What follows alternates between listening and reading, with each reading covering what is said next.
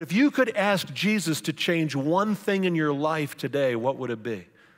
One thing about your circumstance. I want you to keep that in your mind as we look at this passage, because this guy comes to the temple this day just like he had so often. It was a routine. He asks for money, and he lives with this issue every day. Something happens to him that I believe can still happen for us. And here's what it is. This guy receives something better than what he asks for. Let's look at the next couple of verses. Acts chapter 3, verse 3, it says this: when this guy saw Peter and John, those were the two of the leaders in the early church, Jesus among his first followers. When Peter and John are about to enter the temple, this guy asks them for money. Peter looked straight at him, as did John. Then Peter said, "Look at us." So the man gave them his attention, expecting to get something from them. Then Peter said, "Silver or gold I do not have, but what I do have, I give you. In the name of Jesus Christ of Nazareth, walk." And taking him by the right hand, he helped him up, and instantly the man's feet and ankles became strong. He jumped to his feet and began to walk, and then he went with him into the temple courts, walking and jumping and praising God. I love that story. What God does, this guy is in need, and he's not afraid to ask for help.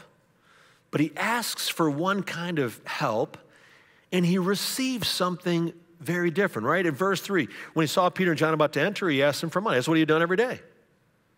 Now, if you asked this guy at the end of his encounter, if you said, "Hey, did you get what you asked for?" he'd have to honestly answer you and say what?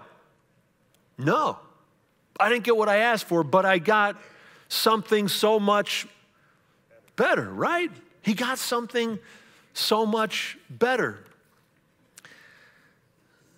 And I can't imagine just the attention that this guy garnered from people he's totally pumped. It says there he went walking and jumping and praising God. It sort of looked like, no, I'm not going to do it. My family would never forgive me. But can you imagine? He's walking and jumping. He's just pumped. He's like, God has done something that I never expected in my life. There's a Psalm 138, verse 8, that has often meant a lot to me. And I come back to again and again in my life, and it says this: "The Lord will work out his plans for my life, for your faithful love, O Lord, endures forever." He will work out his plans for my life. Now, that may be tough for you to swallow right now. You've been asking for something. God hasn't given you what you've asked for. You're frustrated maybe.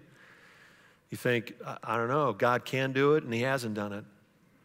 This guy had been for 40 years, he'd been waiting.